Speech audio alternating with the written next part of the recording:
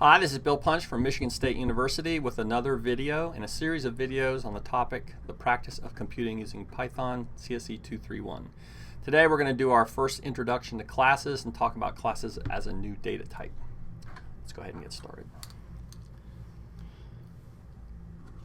So it turns out that classes are nothing any different than other data types that we work with. We've worked with things like dictionaries, sets, and tuples.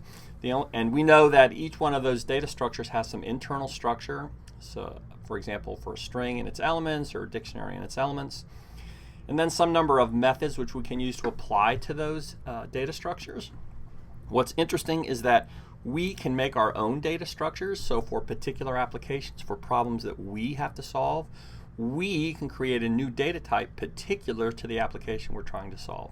That's why classes are interesting, that's why they're useful, and that's why we're going to pay some attention to them right now.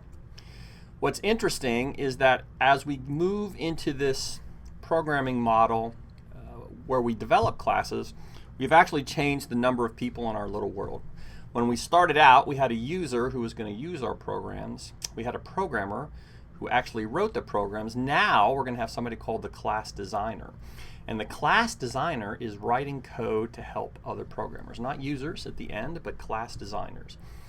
So we are writing, as a class designer, code that makes the job of other programmers easier. So object-oriented programming and classes is a way to think about writing code. And there's a nice little picture here that we have, so let's bring that up. What we want to do is imagine that there's some complicated underlying machinery for our data structure, just like there is for a car engine.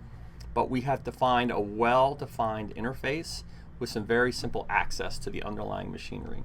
That's been true of many of the data structures we've worked with.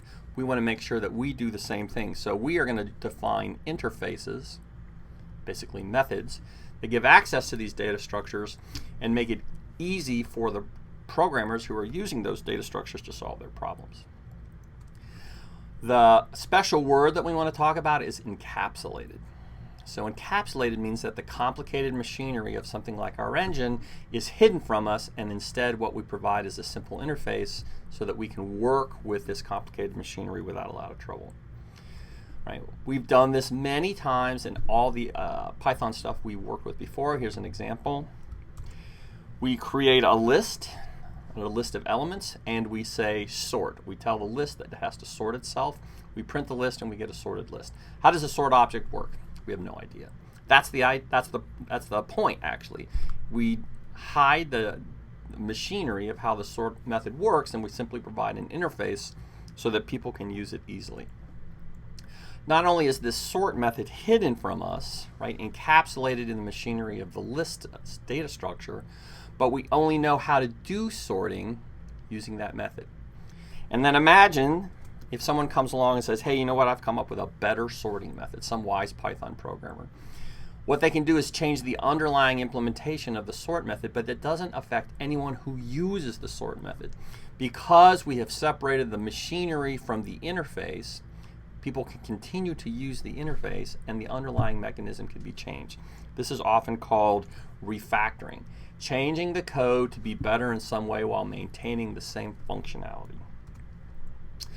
To get this to work for us, we need to keep one concept very clear: the difference between a class and an instance. And the easiest way is with an analogy, and we use this particular analogy all the time. It's the difference between a cookie cutter and a cookie. That is our explanation. What we know is that a cookie cutter is a template.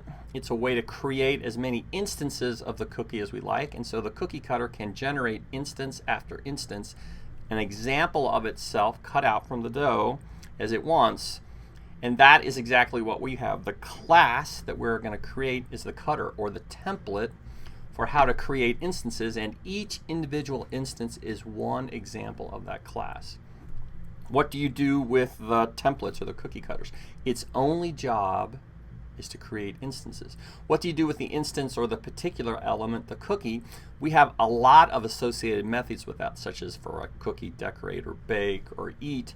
These are all things that we would do for cookies, instances, but we would never get these two ideas confused. right? It's the instances of the class that we're going to do work with, and that's hard to keep straight, but we'll emphasize it as we go along. Lastly, how do we create an instance? And so if I create a class, or if I know of a class, how do I create an instance? Here's an example. We have done this many times before. To make a dictionary, we call a function with the same type. To make a tuple, we call a function with the name the same as the type. With a set, we call a function with this name the same as the type.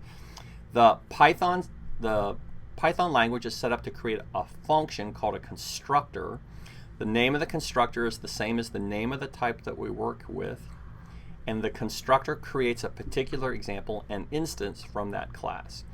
Where that constructor comes from for our own created classes is something we need to look at, but it's important to remember that for Python, the name of the constructor is the same as the name of the type.